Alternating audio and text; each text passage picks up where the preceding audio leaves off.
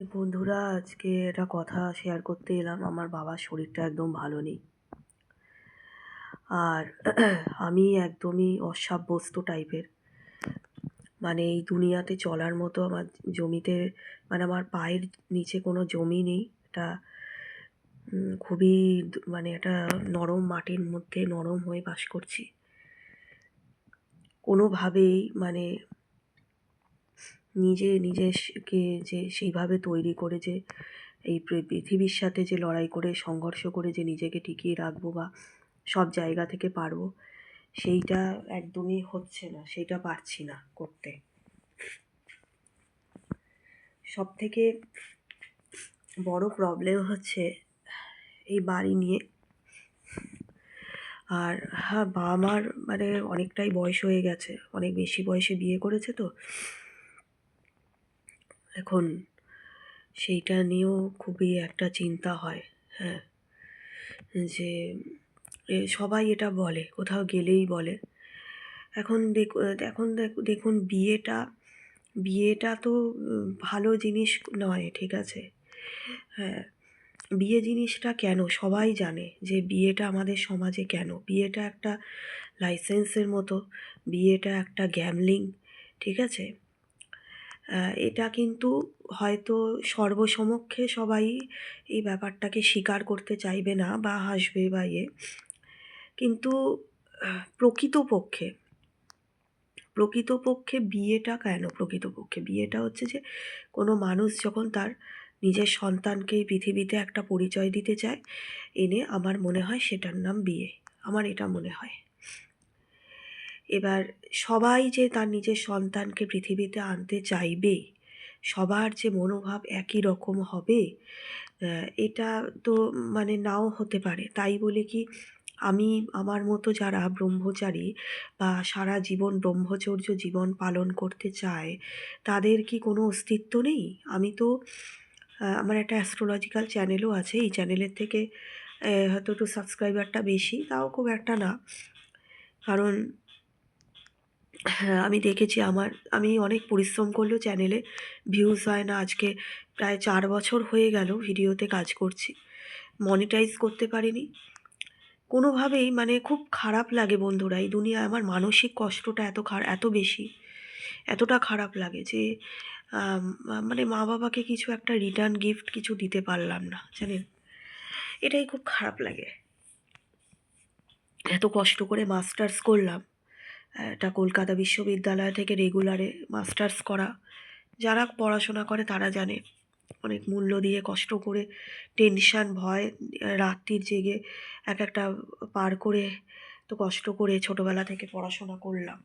ছোটোবেলাতেও তো তিল তিল করে একটা পরীক্ষা জীবন, রেগুলার স্কুলে গিয়ে ঘন্টার পর ঘন্টা বসে থাকা, লেকচার অ্যাটেন্ড করা, তারপরে স্কুল থেকে এসে আবার পড়া, তারপরে আবার এসে পড়া প্রস্তুত করা, ইউনিভার্সিটিতে অত দূর জার্নি করে এসে আবার বইপত্র নিয়ে বসা পড়া, সেগুলো তো নেহাতই সহজ নয়, তাই না? তো এত কিছু এটা কিন্তু জীবনের একটা বিশাল বড় স্ট্রাগল। এত দূর পড়াশোনা করে আসা, সবাই কিন্তু মনে হয় না, অনেকেই আছে অল্প পড়াশোনা করে কাজে ঢোকে বা ইনকাম করার। আমার মনে হয় এরম বসে বসে পড়ার থেকে না ইনকামের দিকে ধ্যান দেওয়াটা ভালো। কিন্তু মুশকিলটা মানে এখনকার দিনকালে মেন কথা হচ্ছে, হাতে পয়সা না থাকলে না জীবনে পিছিয়ে থাকতে হয়, এটাও ব্যাপার। আর তার সাথে সাথে ব্রেনটা অনেক শার্প হতে হয়। আমি যে গুগল পে ফোনপে ব্যাপারটা বুঝি না। ইউপিআই অনেকেই আছে, অনেকে করেছে। এখন আমার একটা ভয়ও লাগে যদি হ্যাক হয়ে যায়। এসবের জন্য আমি ইউপিআই সিস্টেমটা করিনি। হুম, কিন্তু তারপরে মানে একা হাতে এখনকার সব কিছু একটা মানুষের পক্ষে একা হাতে সম্ভব নয়। আর একটা কথা, আমি ছোটোবেলা থেকেই আদর যত্ন খুব কম পেয়েছি। এর মেন কারণ হচ্ছে প্রথমত আর্থিক অবনতি। মানে নিজের হাতে কোনো দিন সেরকম নিজের চাহিদা মতো কিছু পাইনি, আর্থিক প্রবলেম। আর একটা প্রবলেম হচ্ছে সেটা হচ্ছে যে বাড়িতে লোকবলটা কম। একটা বাড়িতে লোক যদি একটু বেশি থাকে, সেখানে বিভিন্ন কাজ ডিভাইড হয়। আর এরকম ব্যাপারটা থাকে। আর পয়সা কড়িটা বললাম কেন, পয়সা কড়িটা বেশি থাকলে হয় কি, কাজের লোক রাখা যেতে পারে। হুম। আর এখন তো আমার বাড়িতে একদমই কাজের লোক নেই। আর এই যে ঘরদোর একটু চেষ্টা চরিত্র করলাম, কিন্তু সেইভাবে যে সে টিপটপ করে সুন্দর করে গুছিয়ে রাখা, ফ্ল্যাটে যে লক্ষণবাবুরা আছে ওদের মতো যে সুন্দর করে গুছিয়ে রাখা, টিপটপ করা, ওইসব জিনিসগুলো আমার নেই একদম। এগুলো ভালো লাগে না, শরীরটা একদম দেয় না। মনের দিক থেকে ভীষণ জড়তা। রাহু কর্মক্ষেত্রে ভীষণভাবে দৃষ্টি দিচ্ছে, সবচেয়ে বড় কথা। রাহু কেতুর একটা গ্রহণ যোগ ভীষণভাবে কুণ্ডলিতে আমার গ্রহণ যোগটা রয়েছে। রাহু কি করছে, ভীষণভাবে কর্মক্ষেত্রে দৃষ্টি দিচ্ছে। এর ফলে কি হয়, আমার কোনো কর্ম ঠিকঠাক হয় না। প্রথমের দিকে হয়তো সূচনা হয়, কিছুদিন পরে গিয়ে সেটা ভেঙে যায়। আর তারপরে ব্যাপারটা কি, প্রাথমিকভাবেও যদি অনেকটা টাকা হয়ে যায়, যেমন অনেক প্রফেসররা আছে কলেজে লাখের কাছে মাইনে পায়, অনেকেই আছে ইউনিভার্সিটির প্রফেসর আছে লাখের কাছে মাইনে পায়। সেখানে আমি যদি এরম একটা চাকরি বাকরি পেতাম, ঠিক আছে, আমার চাকরি, আমি হায়েস্ট ইনকামের চাকরি 4,000 টাকা, তার বেশি মাইনে আমি কোথাও পাইনি। তো এইটা তো একটা জীবনের, আজকে এত বছরের জীবনের কোনো মাইনে হতে পারে না। ঠিক আছে, জীবনটাই আমার সাথে সারা জীবন বিট্রে করছে। যে কাজই করতে যাই কোনোভাবেই সাকসেস হতে পারছে না, কোনো কিছুই করতে পারছি না। মানে ছবি আঁকা, গান বাজনা, নাচ, কোনো কিছুরই স্টুডেন্ট আসে না। গ্রুপে অ্যাড দিতে থাকি, কোনো জায়গাতে একটা স্টুডেন্টও আমার কাছে নাচ, গান বা ছবি আঁকতে আসে না এখন। একটা পড়তে আসে না কেউ, একটাও কেউ পড়তে আসে না। অথচ আমি একটা কলেজে কিন্তু লেকচারশিপে কিছুদিন ছিলাম, তাও আমার কাছে একটা টিউশন আসে না। তারপরে আমার বাবার তো শরীরটা ভীষণ খারাপ হয়েছে, তারপরে বাবা মা বৃদ্ধ হয়ে যাচ্ছে, তারাও এখন অতটা পারে না।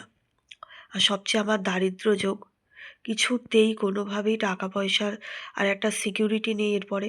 আর এখানে বাড়িটা নিয়ে পাড়া প্রতিবেশীর মধ্যেই তো অলকার ব্যাপার থাকে, তারপরে এইগুলো নিয়ে আমার সব থেকে বেশি চিন্তা হয় যে এরা না আবার জোর করে ঘরে ঢোকে, বা এমনিতেও বাড়ির সামনের পরিবেশটা রয়েছে। হ্যাঁ। তো আর যারা নন বেঙ্গলিরা আছে এখানে পাড়াতে, কেউ আমাদের সাথে যে ভালো রেসপেক্ট দেয়া বা আমাকে ভালোবাসা বা একটা সম্পর্ক, যোগাযোগ বা একটা মানে একটা টাফ, মানে একটা শক্তভাবে যে একটা বাঁধন, সেই জিনিসটা কিন্তু নেই। বা আমাকে কেউ বলে না এই কথাটা যে ঠিক আছে, বিয়ে করেনি তো কি হয়েছে, পরবর্তীকালে ভবিষ্যতে আমরা আছি, পাশে আছি, আমরা দেখব, এই কথাটা কিন্তু কেউ বলে না। আর এখন আমার একটা মনে হয় সব থেকে যে আমার জীবনে না কোনো আদর নেই। আমাকে কেউ পছন্দ করে না, আমাকে সবাই ইগনোর করে, কেউ ভালোবাসে না, কেউ রেসপেক্ট করে না, কেউ আমাকে দর দেয় না, সবচেয়ে বড় কথা, কেউ আমার কাজে কোনো বিশ্বাস করে না। ঠিক আছে, যে একটা বিশ্বাস করে যে আমার কাছে কোনো একটা দেবে, বা ইভেন আমার প্রতি কারোর একটা মায়া দয়াও হয় না। কেউ ভাবে না, মানে একটা ভিখারির প্রতিও লোকে মায়া দয়া করে। একটা ভিখারি মানে, আমি বলছি না হ্যান্ডিক্যাপ যে যারা, তাদের কথা বলছি না, মানে গোটা হাত পা আছে, বা অনেকে এমনি গান বাজনা করে আর সব কিছু ঠিক আছে এরকমও, এবং ইয়ং আছে, তারা রীতিমতো হাট্টাকট্টা আছে, তাদেরও প্রতি না মানুষের মায়া হয়। ইউটিউবে বসে বহু মানুষ আছে যারা, সোশ্যাল মিডিয়া ইউটিউবে কিছুদিন আগে একটা বিজ্ঞাপন দেখছিলাম, একটা 16 কোটি টাকার মেডিসিনের ব্যাপার নিয়ে। ঠিক আছে, তা মানুষ কি দেয় না, তার তো 16 কোটি টাকাটা এই দেশ থেকে উঠেছে।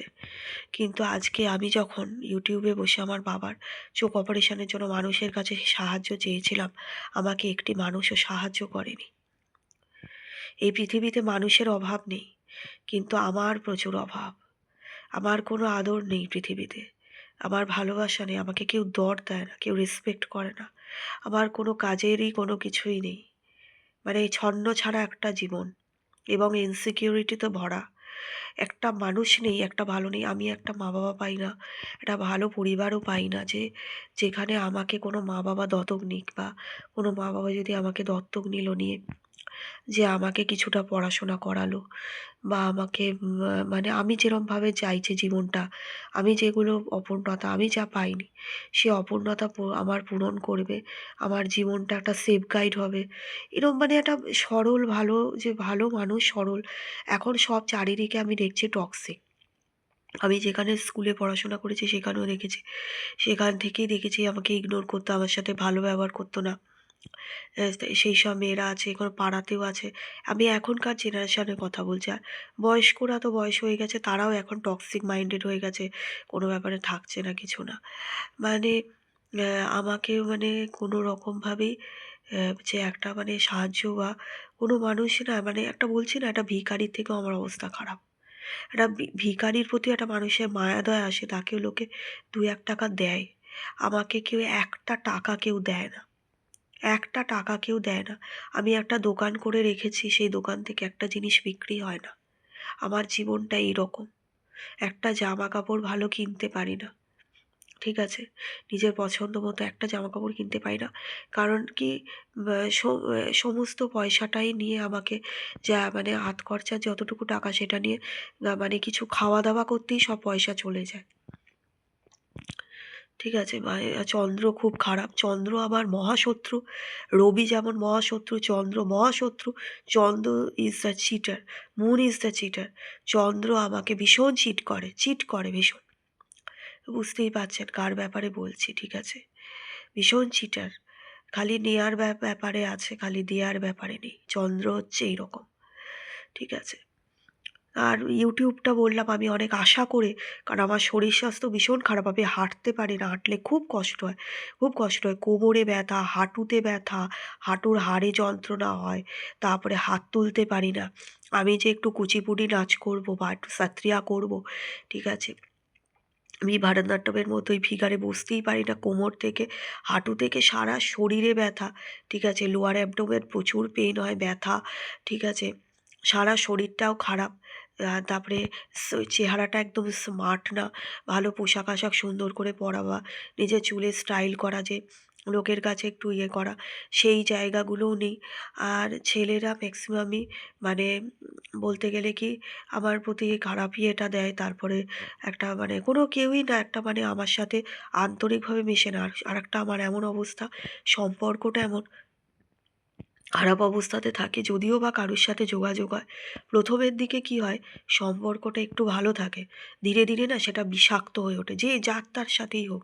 ধীরে ধীরে সেই মানুষটাই আমাকে ইগনোর করে। এই যে আমার সঙ্গে একজন অমানুষের সাথে, একজনের সাথে যোগাযোগ হয়েছিল ত্রিপুরা। সে আজকে কি করলো, তার জন্য এত করলাম, ঠিক আছে, তার জন্য এত কিছু করা হলো। আর সে যখন দরকার ছিল এখানে এসছে শুধু নিজের স্বার্থ উদ্ধার করতে এসছে। তার বাড়ি তো এরকম বুঝিয়েছে। আমি বলেছি আমি বিয়ে করবো না, 14খানা খালি আমাকে বিয়ে করে কোনো কাজ করবে না, ঘর জামাই থেকে আমার জীবন উদ্ধার করবে। ঠিক আছে? করে এখন এই মেয়ে সেই মেয়ে, আর তার কুষ্ঠিতেও আমি দেখেছি। এখন আর একটা মেয়ের কাছে চলে গেছে। এই যে এইসব এই ধরনের সব পাবলিকগুলো না আমার জীবনে যুক্ত হয়। আর সারা দুনিয়া আমাকে চিট করছে, সারা দুনিয়া আমাকে ঠকাচ্ছে। ঠিক আছে?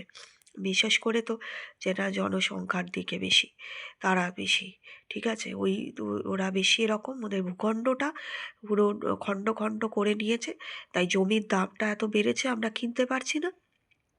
আর এইরকম অবস্থা আমার একদম এই জন্য ভালো লাগে না। ঠিক আছে? মরতেও পারছি না, বাঁচতেও পারছি না। এই দুনিয়াটা এত খারাপ, এই দুনিয়াটা আমার জন্য একটা নরক। এই দুনিয়াটা জাস্ট আমার কাছে একটা নরক, একটা জাস্ট চিতা এই দুনিয়াটা আমার কাছে। ঠিক আছে? এখানে আমি মরতেও পারি না, এখানে বাঁচার মতো বাঁচতেও পারি না। এখানে অল টাইম খালি আমার টেনশন থাকে যে এরপরে কী হবে। কারণ এই যে এই বাড়িটা ছাড়তে ইচ্ছে করে না আমার। এটার মধ্যে আমি থাকি, এখানে একটা মায়া, এখানে এতদিন অ্যাটাচমেন্ট। আমি দোতলায় থাকতে পারি না, কিন্তু আর উত্তরপাড়াতে আমি থাকতে চাই না। কিন্তু আমার এমন অবস্থা, আমি ১ পয়সা ইনকাম করতে পারছি না। কত লোক আছে ইউটিউব করে বাড়ি জমি, মিস্টার বিস্ট আছে, আরও কতজন আছে বড় বড়, হ্যাঁ, সাধারণ ব্লগ করে অনেকে। আমার চ্যানেলটা আজ অবধি মনিটাইজ করতে, একটি চ্যানেল মনিটাইজ হলো না। আমি বুঝতে পারি না আমার ইউটিউবে, আমার মেলে কোথায় কী গণ্ডগোল আছে, আমি বুঝতেও পারছি না। ওয়াচ টাইম গ্রো করে না। একদম ওয়াচ টাইম গ্রো হয় না, ভিডিওতে একদম ভিউজ হয় না, ঠিক আছে? আমার আর্থিক আমি খালি খেটে যাই। মানে কি আমি বুঝতে পারি না মানুষ তো এরম করে, ঠাকুর দেবতার কি মায়া হয় না? আমি এটাও বুঝতে পারি না যে ওপরওয়ালাকে কি ওপরের সৃষ্টিকর্তা বলে, তাদেরও কি আমার প্রতি মায়া হয় না? আমি কি এমন, মানে আমার যে কত পাপ আছে আমি বুঝতে পারছি না যে আমার এইরকম একটা খারাপ জীবনে সবচেয়ে বড় কথা আর্থিক প্রবলেম। অর্থটা থাকলে না একটা মানুষ অনেক কিছু ভাবনা চিন্তা, তারপরে কি আমি বাড়ি থেকে বেরও হতে পারি না, একটু দোল্লা খাবো, একটু পার্কে ঘুরতে যাব সেটা পারছি না। মাখলার ওখানে পার্ক আছে, কিন্তু সেখানেও আমি জানি না, কোনো একটা মানুষ পাই না যে যার সাথে একটু বেড়াতে যাব, ঘুরতে যাব, পার্কে যাব। একটা মানুষ অবধি আমি কোনো পাচ্ছি না।